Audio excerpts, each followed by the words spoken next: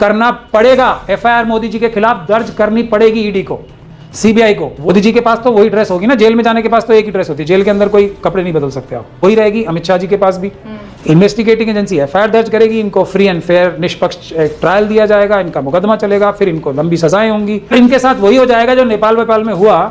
तो भाई इनसे पैसे कौन वापस लेगा? सुप्रीम कोर्ट के बाहर भी आंदोलन होने, इलेक्शन कमीशन के बाहर भी आंदोलन होने, इन सब लोगों का कान पकड़ना है जनता ने। नार्को टेस्ट होने, इनके लाइट डिटेक्टिंग टेस्ट होने, हमने पूरी प्लानिंग कर रखी है इनके साथ होना क्या क्या है। ये नहीं हुआ तो फिर नेपाल होगा। अब आप चूज कर लो, इसी दोनों में से एक रास्ता, या जेल या फिर जेनजी। अगर वो बेईमानी करेंगे तो जेनजी आ ही रही है, या तो फिर हम आएंगे या जेनजी आएगी, तीसरा तो कोई रास्ता बचा नहीं। उन्हें बुज़दिल समझ लिया है क्या? अरे 500 जो बीजेपी के दफ्तर बने हुए हैं, जलाना थोड़ी है इन्हें। लद्दाख में जो तस्वीरें सामने आई हैं, क्या राय है आपकी उस पर? अब इसमें देखिए साफ साफ बात है, समाज में यंगस्टर्स भी होते हैं, समाज में मिडिल एज के लोग भी होते हैं, समाज में बूढ़े लोग भी होते हैं जी। अलग अलग लोगों की अलग अलग फिजिकल कैपेसिटी भी होती है, मेंटल कैपेसिटी भी होती है। कुछ लोगों को एक्सपीरियंस होता है, कुछ लोगों में जोश होता है, कुछ लोगों में।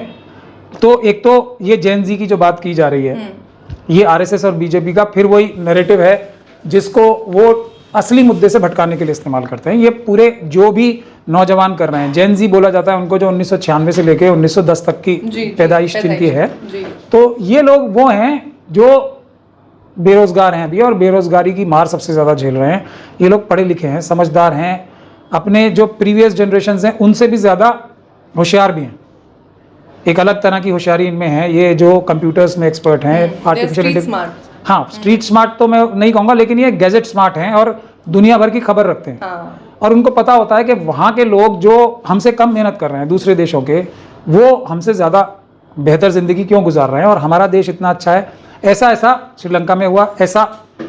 लेकिन वो कोई अकेले कुछ नहीं करते हैं, उनके पीछे उनके पेरेंट्स का हाथ होता है, पूरा सहयोग होता है, उनके बड़ों का, और उनके जो छोटे हैं उनका भी पूरा सहयोग होता है। वो तो एक लीड लेते हैं आगे आके, क्योंकि वो अपनी जिम्मेदारी समझते हैं, और उनका एज ब्रैकेट भी ऐसा ही है कि 15 साल से लेकर 30 साल तक के करीब का ब्रैकेट है। तो वो अपनी जिम्मेदारी देश बचाने के लिए, अपना समाज बचाने के लिए लेते हैं।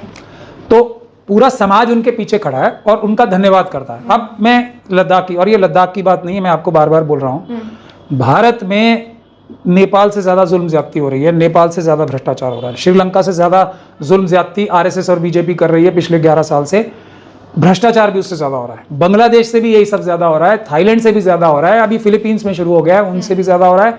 दुनिया में सबसे ज़्यादा भ्रष्टाचार, क्योंकि सबसे ज़्यादा मेहनती लोगों में से एक भारतीय हैं, सबसे ज़्यादा मेहनत करके उन्होंने देश की इकोनॉमी को पुश दिया है भारत की जनता ने। मोदी जी और अमित शाह साहब ने, आरएसएस और बीजेपी ने लूट के अडानी अंबानी, यूसुफ लुलू जैसे लोगों को दे दिया। तो ये सबसे ज्यादा दुख, परेशानी, अंतर भारत में है। ये तो बाबा साहब का मैं पहले भी बोल चुका हूँ, संविधान है जिसकी वजह से वैसा रिएक्शन नहीं हो रहा है, लेकिन कब तक?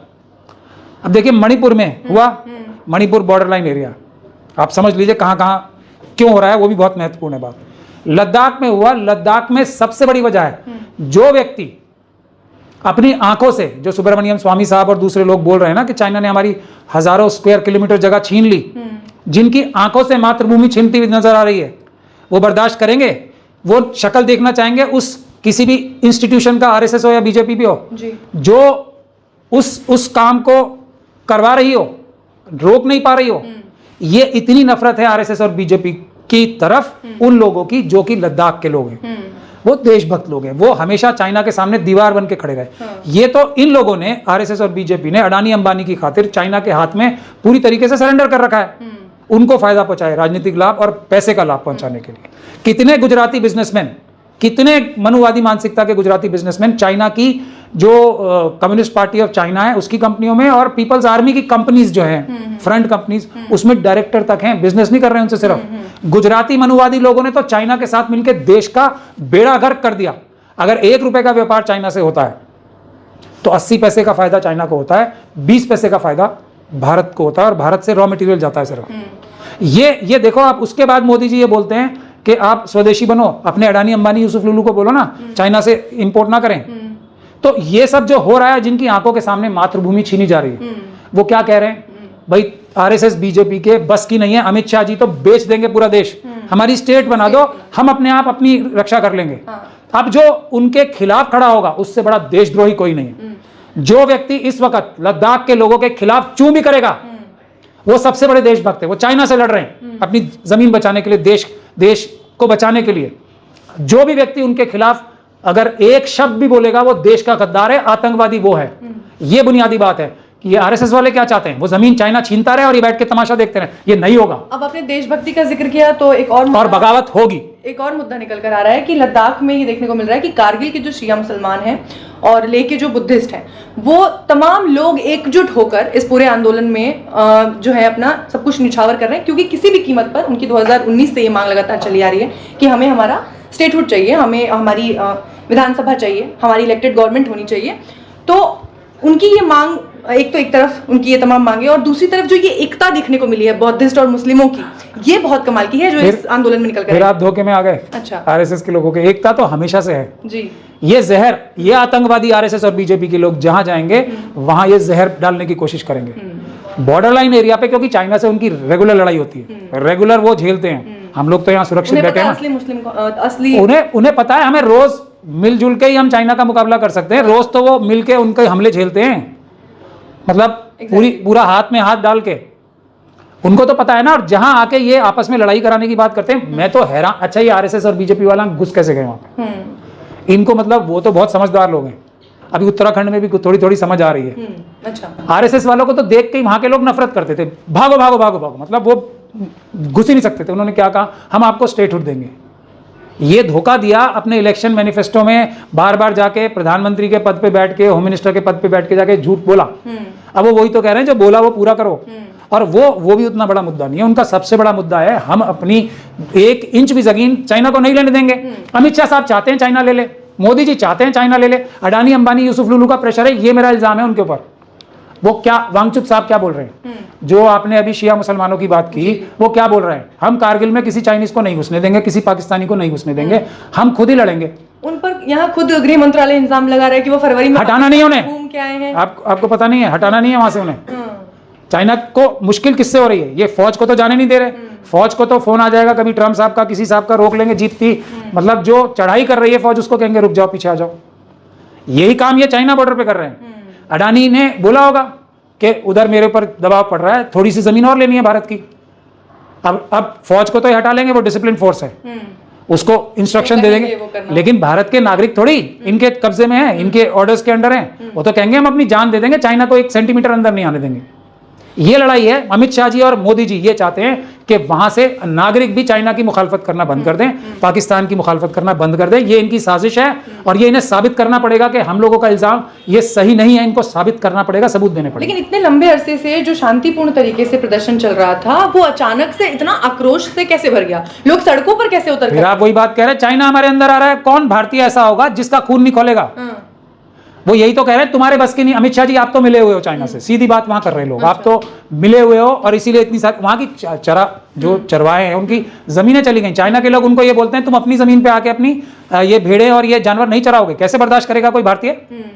ये कोई मनुवादी है क्या? वहां मनुवादी थोड़ी है। मनुवादियों को वहां देखते ही पीटते हैं वहां। तो ये तो कुछ दिन के लिए मनुवादी वहां घुसे। जो आप कह रहे हैं कि सोनम वांगचुक को वहां से हटाना था, वो तो अपने गाँव जाके बैठ गए। वो सोनम वांगचुक तो एक चेहरा है। अच्छा, भारतीय तो वहां पे रोज लड़ रहे हैं ना चाइनीज लोगों से, अंदर नहीं घुसने दे रहे। जो काम फौज की जिम्मेदारी है, फौज को ये काम नहीं करने दे रहे। हमारे जनरल्स ये बात बोल चुके हैं कि चाइना में हमें एक्स्ट्रा फोर्स लगानी है, एक्स्ट्रा पैसे लगाने। लेकिन मोदी जी को, अडानी अंबानी यूसुफ लुलू जैसे लोगों को बैंकों से पैसे चुरा के देने से फुर्सत हो तो फौज को पैसा देंगे? और एक तो ये बिल्कुल ये देशद्रोही हैं। अमित शाह साहब अगर उनके खिलाफ कुछ भी करते हैं तो मैं सीधा सीधा बोल रहा हूं, अमित शाह साहब से बड़ा देशद्रोही कुछ नहीं है। अगर चाइना के सामने जो ढाल बन के भारतीय खड़े हैं, उनके ऊपर किसी भी प्रकार का दबाव बनाया जाता है तो वो देशद्रोह के बराबर है। उनकी मांगों का क्या कुछ होगा, जो उनकी तमाम मांगे हैं? मांगो, देखो अमित शाह साहब आ जाए, आरएसएस पूरी चली जाए वहां पे, वो लोग चाइना को 1 इंच जमीन नहीं लेने देंगे। वो अब अपने आप संभालेंगे सारी चीजें, ना पाकिस्तान को घुसने देंगे ना चाइना को घुसने देंगे।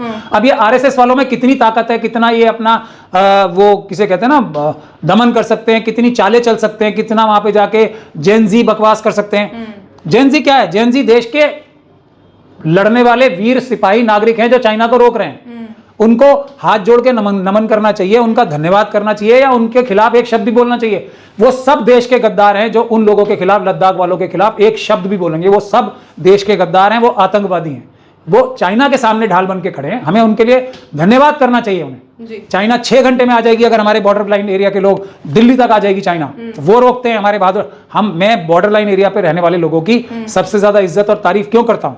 वो देश की सबसे पहली लाइन ऑफ डिफेंस है, उनकी इज्जत ना करें। ये अमित शाह साहब तो यहाँ गुजरात में बैठ के पैसे अपने बेटे से और खुद क्या काम कर रहे हैं अमित शाह साहब। खंड जो है ना जी, इनका एक वो है, क्या बोलते हैं उसे, टेस्टिंग ग्राउंड, टेस्टिंग स्टेट है ना वो, जहां सबसे ज्यादा देश तोड़ने की साजिश करते हैं ये मनुवादी। वहां है ना, वहां सैकड़ों नहीं हजारों युवक बैठे हुए हैं, और वो सारे के सारे, उसमें कोई भी अल्पसंख्यक समाज से मुझे तो नजर आया नहीं। वो क्या बोल रहे हैं, ये हिंदू मुसलमान करा करा के हमारी नौकरियां खा गए सब, ये यहाँ पूरा प्रदेश लूट के खा गए, ये सब चोर है, बेईमान है, आरएसएस और बीजेपी को गाली गाली गाली गाली दे रहे हैं। अब उत्तराखंड बिल्कुल पास में ही है, लद्दाख से ज्यादा दूर नहीं है। वो जो चाइना जो कर रहा है, और उसके जवाब में जो देश का युवा, जिसे ये जेनजी बोल रहे हैं, और देश का युवा सिर्फ आगे है, उनके साथ पूरा देश खड़ा है, वो तो रोकेगा भाई साहब चाइना को। वो नहीं इनकी कोई बात सुनने वाला, वो अपने हक अधिकार लेगा, वो आज नहीं कल। और हम लोग तो देखिए पूरी ताकत इसी बात की लगा रहे हैं, और हम बार बार ये समझा भी रहे हैं आरएसएस और बीजेपी के लोगों को, जो उनमें से कुछ ईमानदार कार्यकर्ता अगर कोई कॉन्सेप्चुअली हो भी सकते हैं, तो वो अभी के अभी मोदी जी से इस्तीफा दिलवा दें। और मोदी जी को जो कल भागना है देश छोड़ के, वो अभी हेलीकॉप्टर तो है ही, जिसमें खालिदा, ये जो शेख हसीना आई थी, वो बढ़िया हेलीकॉप्टर खड़ा ही है। अच्छा। अभी चले जाएं, या फिर ईमानदारी से भारत के संविधान के अनुरूप कार्य करना शुरू कर दे। 2 ही रास्ते हैं उनके पास, तीसरा कोई रास्ता नहीं है। देश की जनता को धोखा देना, देश को लूटना और संविधान की धज्जियां उड़ाना बंद कर दे। ये हिंदू मुसलमान, वो उत्तराखंड की जो बच्ची है ना, उसकी स्पीच सुन लें, मोदी जी के लिए है वो, डायरेक्टेड सीधी सीधी मोहन भागवत जी के लिए और मोदी जी के लिए। ये बात ही नहीं करेगा कोई। अब आ गए ना, बहुत बन लिए बेवकूफ। और असली बात फिर वहीं आएगी, वो क्या कह रहे हैं, अब हम तुम्हें हटा भी नहीं सकते, हमें पेपर बैलेट से चुनाव चाहिए। बुनियादी बात तो वहीं निकल के आएगी, क्योंकि उससे मोदी जी और अमित शाह जी का कान पकड़ के निकाला जा सकता है। हम लोगों की पूरी ताकत इसी में लगी हुई है कि ये जो नौजवान इस वक्त उद्वेलित गुस्से में आ रहे हैं, नफरत कर रहे हैं आरएसएस और बीजेपी से, इनकी नफरत को चैनलाइज करके हम इन्हें ये कहना चाहते हैं कि हम सब मिलके इन्हें जेलों में भिजवाएं।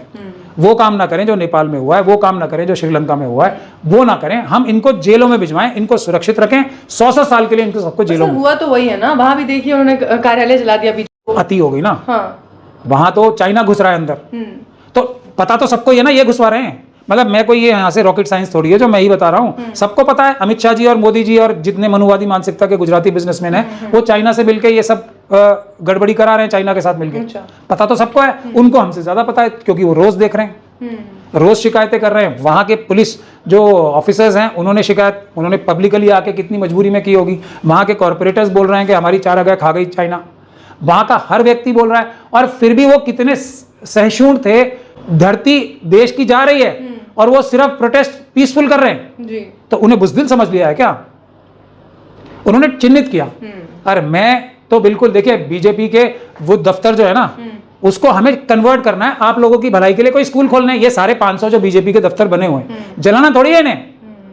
ये तो हॉस्टल्स बनेंगे सबके आपके। आपको क्या लग रहा है, जब अच्छी सरकार कोई भी आएगी, जितना मोदी जी ने पैसे कमाए, जितने पेन रखे हैं, जितने ये जो कपड़े रखे, महंगे महंगे जूते, वो सब तो वो तो सब बिकेंगे ना।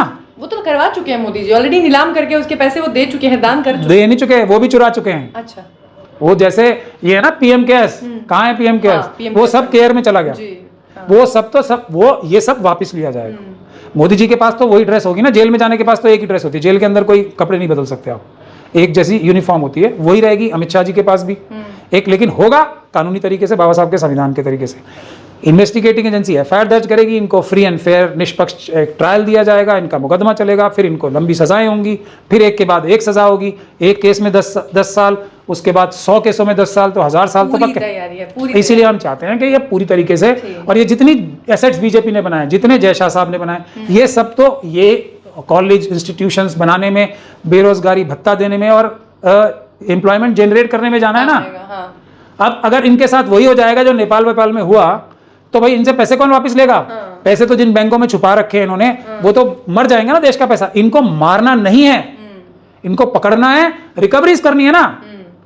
भाई किसने कहां कितना पैसा छुपा रखा है, किसने हीरे कहां दबा रखे हैं, अब वो मर ही गया बंदा, जला दिया गया, तो वो पैसे कैसे वापस आएंगे देश के? इसीलिए ये समझा रहे हैं इन लोग सबको वो नहीं करना है। कितना भी गुस्सा हो, पेशेंस रखनी है, आंदोलन जरूर करना है। सुप्रीम कोर्ट के बाहर भी आंदोलन होने हैं, इलेक्शन कमीशन के बाहर भी आंदोलन होने हैं। इन सब लोगों का कान पकड़ना है जनता ने और ईमानदारी से इन्हें काम करवाना है, करना पड़ेगा। FIR मोदी जी के खिलाफ दर्ज करनी पड़ेगी ईडी को, CBI को, वो काम करना है। उसके बाद जेल भेजना पड़ेगा, वो काम करना है। उसके बाद 3rd डिग्री तो हम नहीं करेंगे मोदी जी के साथ या अमित शाह जी के साथ, पुलिस वालों को मना करेंगे क्योंकि हम संविधान के रूप में, लेकिन क्वेश्चनिंग जरूर होगी लंबी, ताकि कितना पैसा कहाँ छुपा रखा है अडानी जी की, इन सबकी जो ये वंतारा में अभी घूम रहा है ना, ये उनके बेटे साहब जी, उन सबकी लंबी लंबी पूछताछ होगी। एक केस थोड़ी होना है, हजारों केस होने उन पे। एक केस से इंटेरोगेशन से निकलेंगे, दूसरे में, फिर तीसरे में, कई साल तो इनकी इंटेरोगेशन ही होनी है ना, पुलिस इंटेरोगेशन। इस सब के लिए तैयारी करें। पैसा मर जाएगा देश का अगर ये लोग मर जाएंगे, तो इन्हें मारना नहीं है, इन्हें जिंदा रखना है और सेहतमंद रखना है।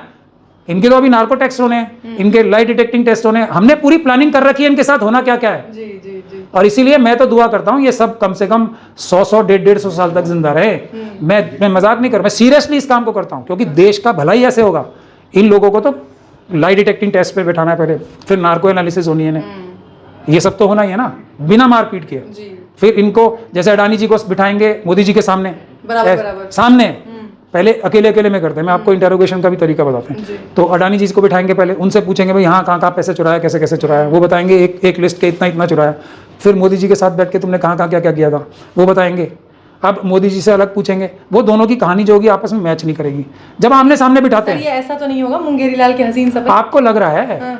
अगर ये नहीं हुआ तो फिर नेपाल होगा। अब आप चूज कर लो, इसीलिए हम बता रहे हैं। फिर श्रीलंका होगा।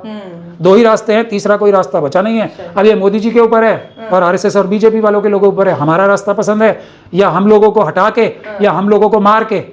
अगले तो जनता आ ही रही है, वो नहीं छोड़ेंगे किसी भी तरीके से। वो आप दोनों में से एक रास्ता है, या जेल या फिर जेनजी नेपाल वाली। ये बहुत बढ़िया, सीधी सी जेल या फिर दो, तीसरा कोई रास्ता नहीं है। और ये बात ऑपोजिशन पार्टीज के लोगों के लिए भी ठीक है। अब हम अगर समझदार होंगे ना RSS में कुछ लोग, तो वो कहेंगे जी इनको जिता दो, निष्पक्ष चुनाव कराओ, ये ऑपोजिशन वाले जीत जाएं, ताकि हम जो जनता का गुस्सा है इनके ऊपर आ जाए। ये इनको समझदारी का काम इनको करना पड़ेगा जी। अगर वो आ जाएंगे, अगर वो ईमानदारी से काम करेंगे, तब भी मोदी जी अमित शाह जी को जेल जाना है। और अगर वो बेईमानी करेंगे तो जेनजी आ ही रही है, या तो फिर हम आएंगे या जेनजी आएगी, तीसरा तो कोई रास्ता बचा नहीं है।